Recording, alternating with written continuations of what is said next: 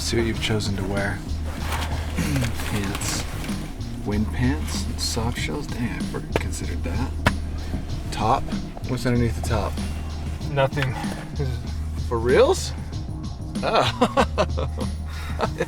I'm doing a video on layering, so. Oh. Well, no, this is the base layer, and I'm wearing. Actually, I brought my either my vest like that, insulated vest, or the Dynafit, what we wore in Switzerland. Some viewers have asked, meaning one viewer has asked about how we layer, and today we're going to do some layering, and it's a great day for layering because it's the fall.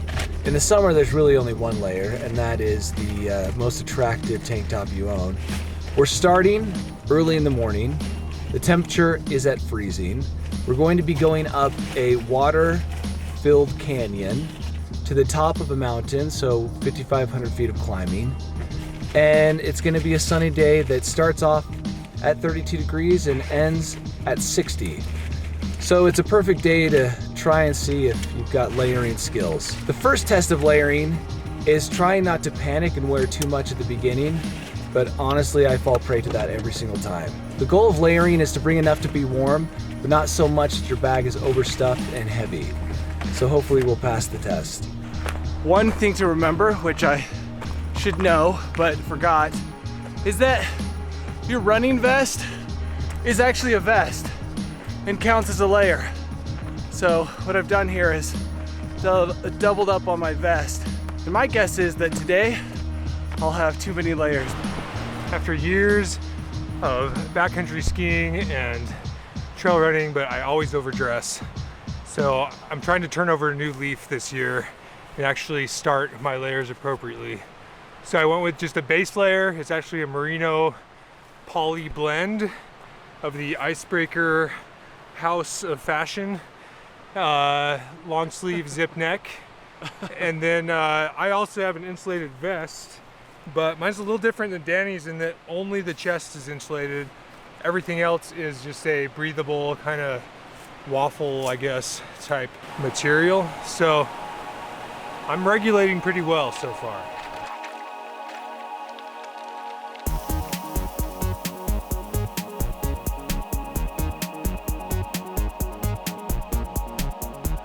Today I brought a number of layers. I brought a running shirt underneath this. I brought this, which is a long sleeve wool top and probably one of my favorite layers. Then as a panic grab, I took my insulated vest, but I also have what they call a hybrid insulated layer, which is a Dynafit Mezzalama jacket. And then I have a windbreaker / rain jacket on top of all that. As well, I brought some gloves and then a pair of insulated gloves. I've also brought a wool buff, which is one of my favorite things to bring because it can be a beanie and also a neck gaiter.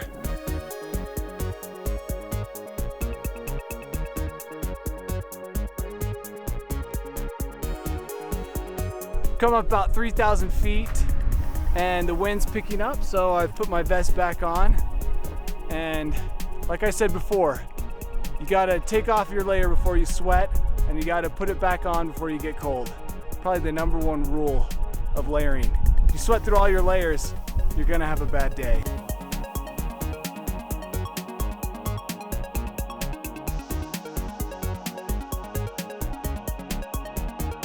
I'd like to take a moment and give the hood some special recognition. I love hoods.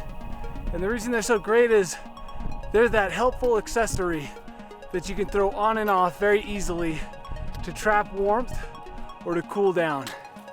However, if you have too many layers with hoods, it gets a little ridiculous. Layer-wise, I made a good choice today because as you can see, I haven't changed anything since we started.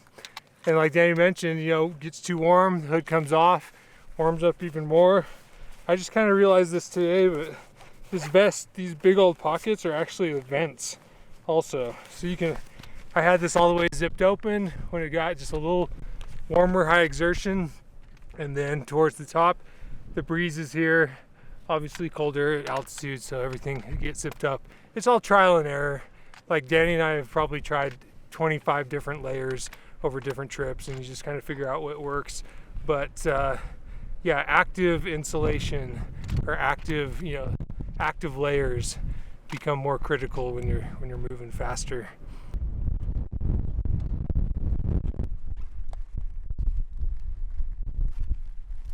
All right, as expected on this ridge, the wind's picked up quite a bit, so I'm pulling out just a really thin, I guess it's actually a rain jacket. I think it's the Dynafit. They call it the Alpine 2.5 layer, but more than just for rain, I brought it for wind. And that's exactly what it's gonna do. See, it has these sweet vents on it so you can still move and you don't overheat. So I'll probably wear this almost all the way down just till it gets too warm. I always throw in just one, the lightest, most compact puffy. It's kind of your emergency layer. You barely notice it's in there. It only weighs like 6 or 8 ounces.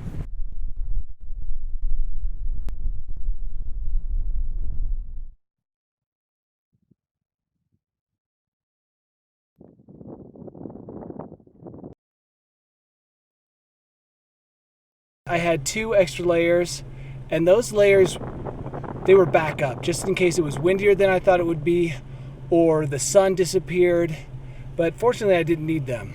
If I had to run down here by the car any longer, I probably would have gone down to my t-shirt. So that would have been another layer I was glad I brought.